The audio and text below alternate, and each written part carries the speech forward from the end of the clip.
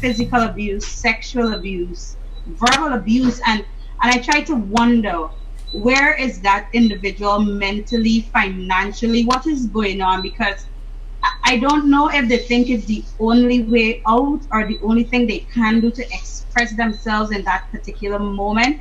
So I really try to understand why what is happening, but I'm still traumatized by it nevertheless. Mhm. What is one project you're craving to implement? You, Yafet.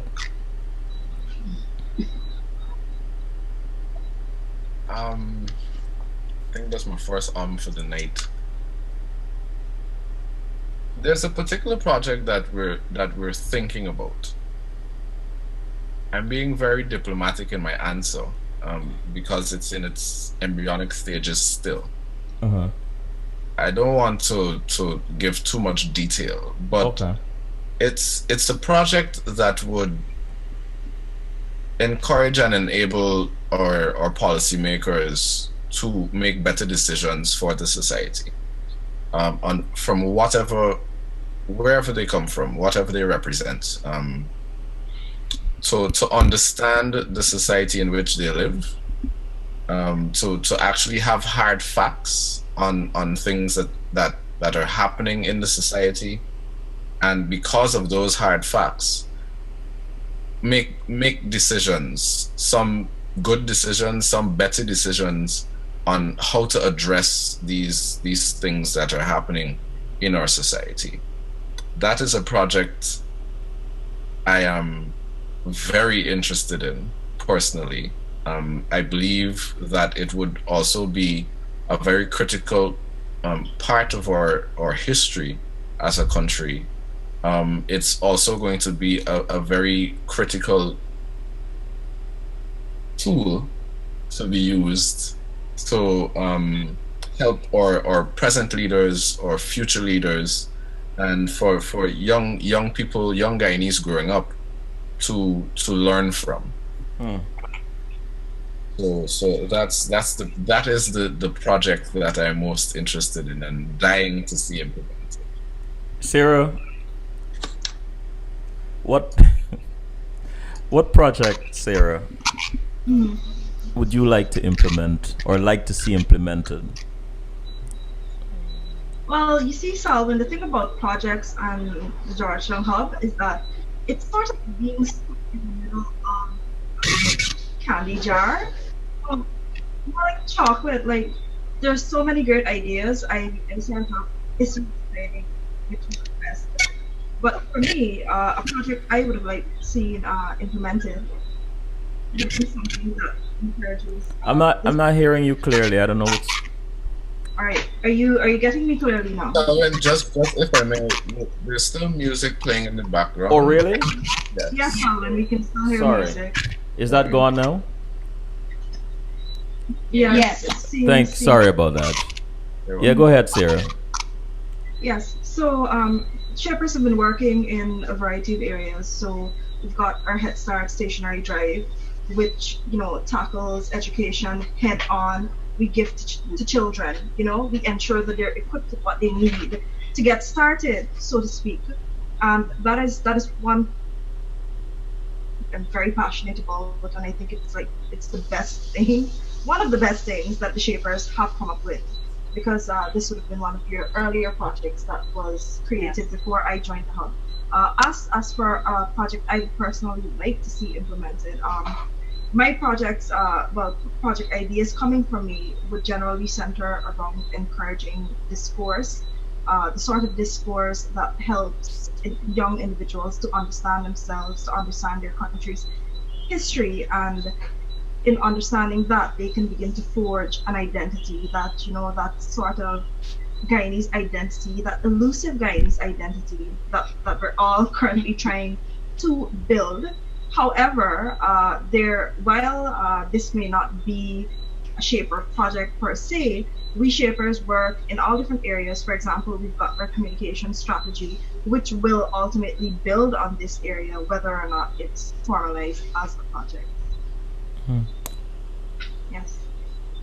I've heard some such wonderful things about the Shapers, and I'm really moved by what I'm hearing, especially that there's so much camaraderie and there's such selflessness amongst you in the way you approach each other and the way you approach your projects. And all these projects, from what I understand, are geared towards benefiting your community and obviously benefiting the nation. But let me ask you this: if you were asked to suggest a change, any change in the way the Shapers is, what would that be? You, Sandra. That's a difficult question. The way I want Shapers, I'm not sure. Would you like to ponder this? Yeah, You can. Let me get Mr. Yafet into this one. Here we I go. really, On the spot, you go. On the spot, Japheth. This is not a great spot. I can really think currently of. I think that the Shapers has been created in such a way to nullify such a question. Yafet, That's what how I on feel. earth did you just say to me? To nullify such a question? I am But- asking you this question, Yafet, because I know you can answer it. You're dancing, I know. and you don't get to dance on this show. Well, you must All try. right. While you get accustomed to this melody, I'm gonna ask Sarah the same question. Well, Sa- of course, you should have stopped it. no, Sarah. I'm gonna get back to Yafet, Sarah. I know you. But if you expected no dancing at all, this was the No, month. I'm not saying I expected no dancing. I know you would have had enough time to formulate an answer. Actually, no. That's the confidence I have in you. The answer is on the tip of my tongue. What I would like to see from the Shapers, or what I'd like to change about us, and what a couple of us are in the process of changing, is how we actually connect with the communities. Because one of my major bones with the Georgetown Hub before I joined was that I hadn't heard of them, and that, you know, I wanted Shapers to be able to reach young people in those areas. Young people who didn't have access to the sort of technology that would allow them to hear about Shapers, or who perhaps, although they had access to that technology, were not, operating in the sort of community culture that would encourage them to pursue such knowledge. So basically, I want us Shapers to get dirty, to get out there. And to some degrees, we've done that. We've roughed it to some degrees, especially for Head Start. But we're going to be expanding that and getting out into communities more. We're going to show people that, listen, we're only just Guyanese, just like you, and this is what we can do. And when I say we, I just don't mean Shapers. I mean all of us. And Sandra, is this a good time to get back to you? yeah, sure. I would agree with Sarah on that part too, because sometimes it's not that easy to reach out to people in certain communities. It's because as well, sometimes people would ask you a lot of times, what is Global Shapers? What do they do? And they just see it as a redundant group, in Guyana. And sometimes what they would say is, oh, well, these groups just start and then they die. But I don't want that to happen. I want it to continue. And we continue to get out there, like what Sarah said. And don't get lackadaisical, don't get lazy, and always, aim for one cause.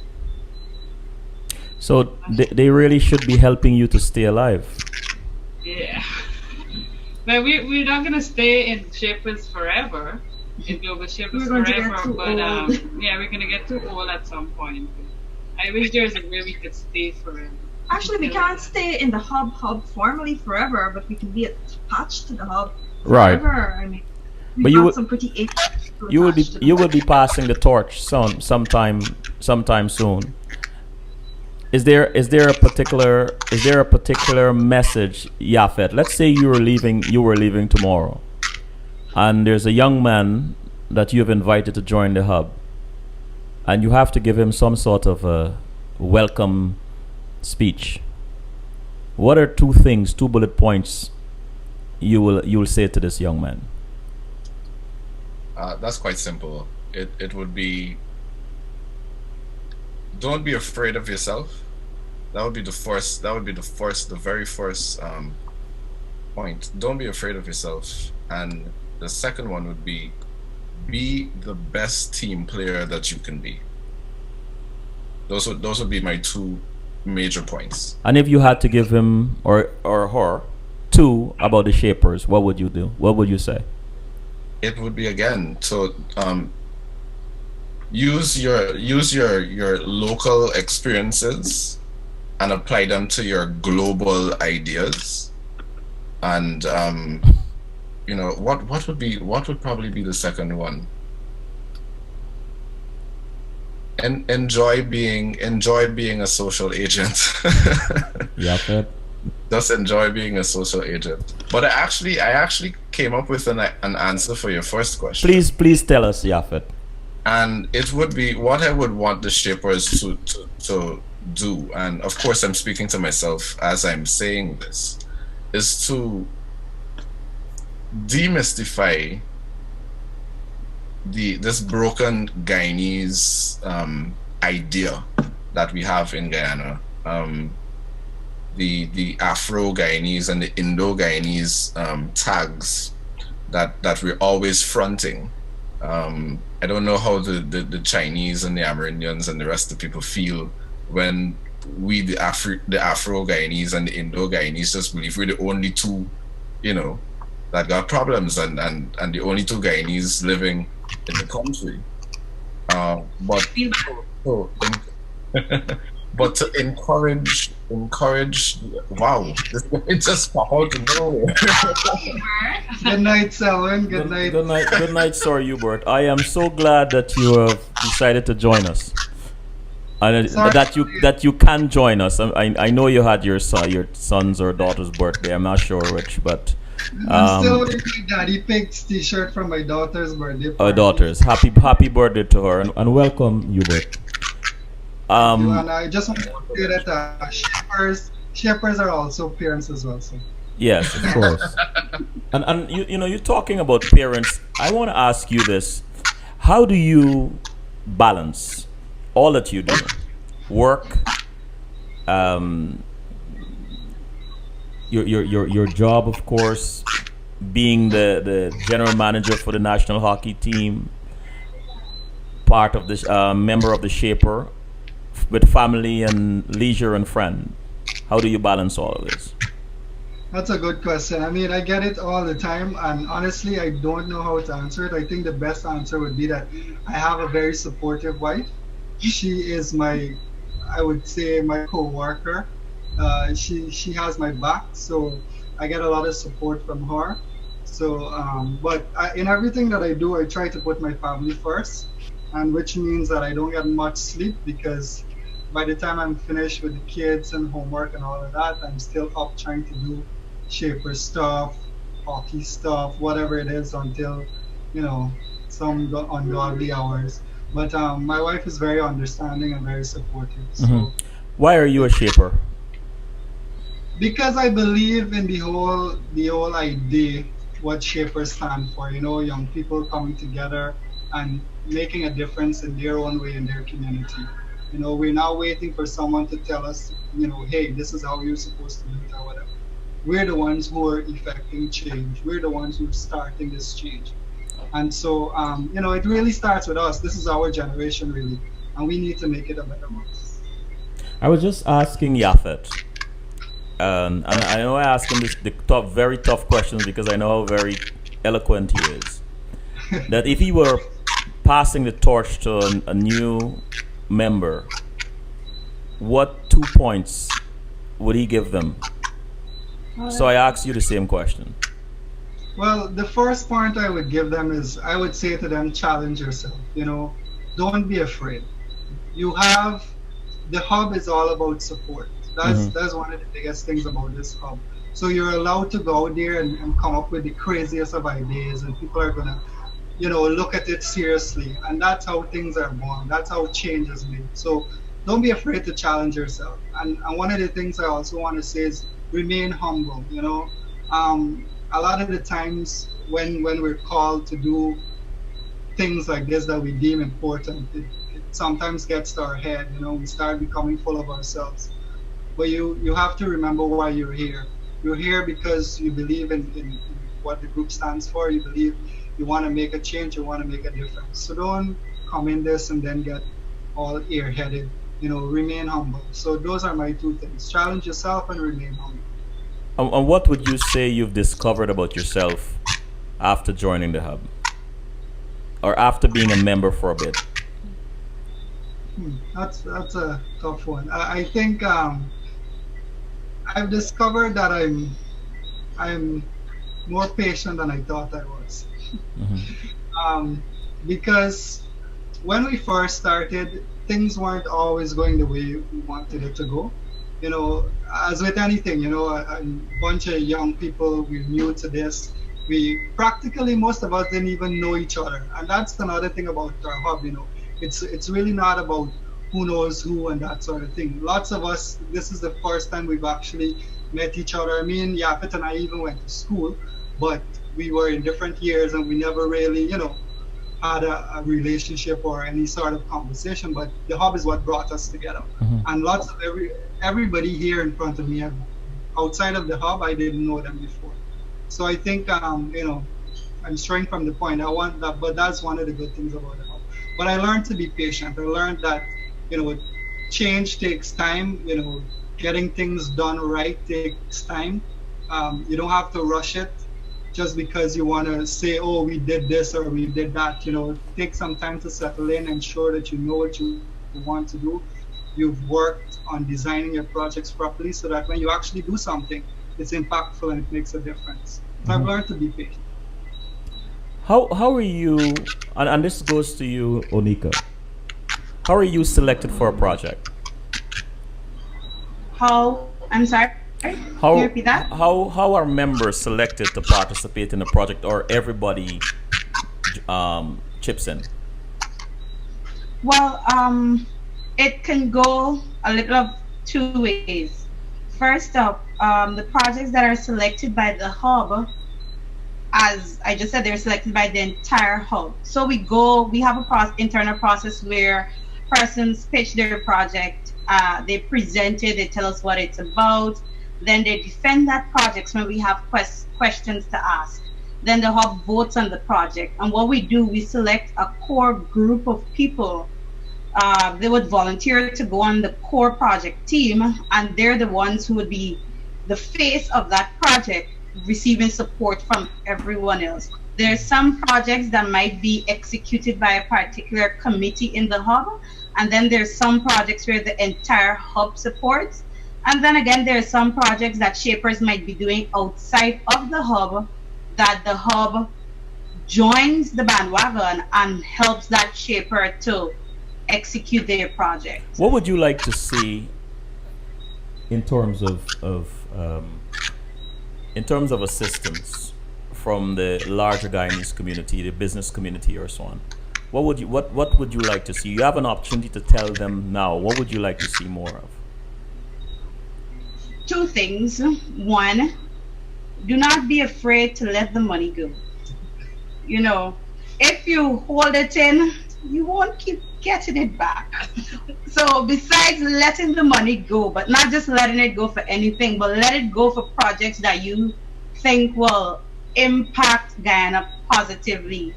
The Georgetown Hub isn't the only group in Georgetown or Guyana for that matter, but you'd hear a whole lot of groups crying that they don't get enough support from the business community, financial support that is.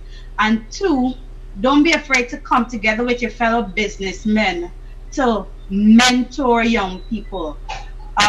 We might be all excited about change, we might have bright ideas as young people, but you know what, some of them have been doing this for much longer than we have, and they know they have learned quite a lot. So they should come out and hold sessions where they impart some of this knowledge to young people coming up, and give us opportunities to practice what we know and don't just hold on to what it is that you would have known for the past 10, 15 years, but make room for the youth to also join that discussion, to join that process that you're involved in.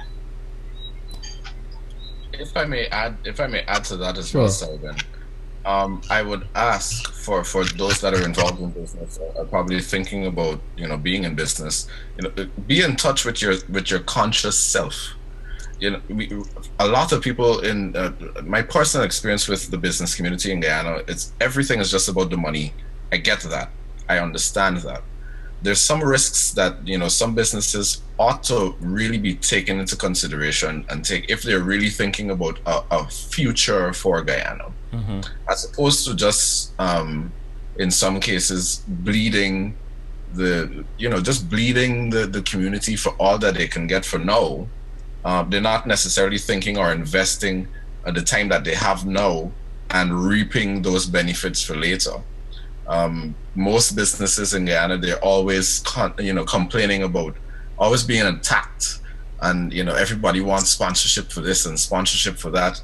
But where you see the money is going quite freely for sponsorship, does that really help Guyana? So think about that. If you're going to be losing this money Wild West, is it going to benefit you, your community, your family, even the future of this country, positively or negatively? So again, be in touch with your conscious self when addressing these sponsorship letters, weighing them out. And of course, I'm going to hear, we're Guyanese, we're very crafty, we're very innovative, and sometimes very two-faced. But you have to have that your consciousness guiding you, and you have to be informed as to what's going on in your society and how you can impact positively, how you can impact the society positively with your dollars. Sarah mentioned earlier about her pushback about joining the group because she never heard of it. Do you think, Sarah, that the messaging has gotten better or can be improved? Most definitely, it has gotten better. When I had been on that bandwagon, telling Yakato I'd never heard of you and so on, so on, so on. The group is still in its initial stages because it was founded in mid-December 2012. So it just come about. So they were now gaining momentum. For our last Head Start stationary drive, Uber did this really awesome thing because we were pushing, and our shaper Raisa Khan, Raisa is so energetic and he was working so hard along with our current curator Rosh Khan on this, and we were all chipping in. And Uber sent this email one morning that asked us as shapers, as Guyanese, to sponsor a child as well and to do some what you call last minute hustling. So what some of us did is we went to our immediate circles, people we knew, and I stood in my resident cafe at the time and I was like, hey, my name is, and I'm from, and we're working on this. Would you like to sponsor a child? And I got several yeses. And what I did subsequently was I said, hey, thank you. And I sent them a link to where they could find, some pictures showing what we've done in the various regions. So I think shapers largely take that approach. We connect with people personally, and so people have been hearing about the shapers more and more increasingly. Each of you, what inspires each of you? You, Yafet. I'm unmuting my microphone. That's forgive me for the lag. Life. This will be my only answer to such a question. Okay. Life inspires me. Things happen in life. Sorry. No, fine. I'm finished. Right. And you, Sandra. People who do good, regardless of what the situation might be, and make a difference in society, that inspires me. I have hope. It gives me hope that a lot can be achieved regardless of where you're from or who you are. So that keeps me going and it inspires me. Onika, what inspires you? Um, Several things. Back from Give us one. I'm still remembering you were telling me, From you. you know what? Somebody said they're from Linden, but Give us one, Onika. um, you know, talking to people and finding out that they still have hope, whether Wonderful. it's because of their religion or whatever. Just realizing that there is still hope. If there's still hope, then I will still work. And you, Sarah? Well, Solomon, that one is easy. Just look at these faces that you're seeing here via webcam, and there's some see, and it's not just my hub. There are other young people. There are young people that I'm connected with, like Brad Singh, Avanan Ramprasad, Javita Sahai. They're the Hudson brothers, Stephen and Andrew Hudson. There's that controversial gentleman, Ruel Johnson. You know, there are some of my media buddies as well. Young Guyanese people who are trying to create solutions. They inspire me. And you, Hubert? Well, I have three inspirations, and they live with me right here in this house. You know, every time I look at my family, I look at my little girl, I look at my son, I look at my wife, and you know, I can't help but want to be better and want to do better. I mean, I do it for them. You know, at the end of the day, I've had good life. I'm still young. You know, I have a lot to do, but I want to make the best for them. So they're inspired. What's next for the Georgetown Hub? Anybody? We can only go up from here. That's a question mark right there, and that's what we're trying to define right now. I don't know. The guys probably told you how we do our process, right? But this year we're going to be selecting projects that we're going to be doing projects a different way. We're going to be looking a lot at what has been going on in Guyana and seeing where we really can make an impact.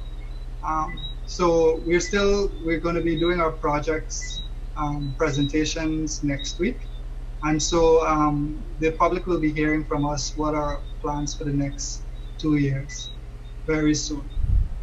But And we don't want to jump the gun here. But I mean, we're not going anywhere. This group is here to stay. We're just going to build up our organization, you know, put systems in place to ensure that when new shapers come on, they have a strong organization. So they just got to keep rolling with new ideas. what did you hope to get out of this broadcast tonight? And who did you hope to reach? Well, I'm currently also the communications chair, and I think we've been trying this year, as Sarah alluded to, you know, we're still in our infancy stage, and we're still trying to get out there as much as possible. And when Yafet connected with you and mentioned this to us, we jumped on the idea because we really want to get our name out there to let people know what we're about, what our plans are, what we want to do, you know, how we do what we do, and just to share our story really. And you know, we whatever support we get from it, we're grateful. But we really want people to see that there are young people in Guyana that care about Guyana and that are doing things in Guyana. I just want to echo. I want to echo Yes, go that. ahead. I want to echo that. If I could have jumped with a loudspeaker and say exactly what Hubert said, an opportunity like this is also to inspire the downtrodden Guyanese, especially in the diaspora, that are thinking that Guyana is a very lost place right now. We're working very hard on ensuring a future, you know, that there is a Guyana to come back home to, you know, that not all is lost. There are an active bunch of young people that would like your support as well, to don't give up hope on us. You know, we're trying to be as level-headed as possible. We're trying to speak as loudly as we can.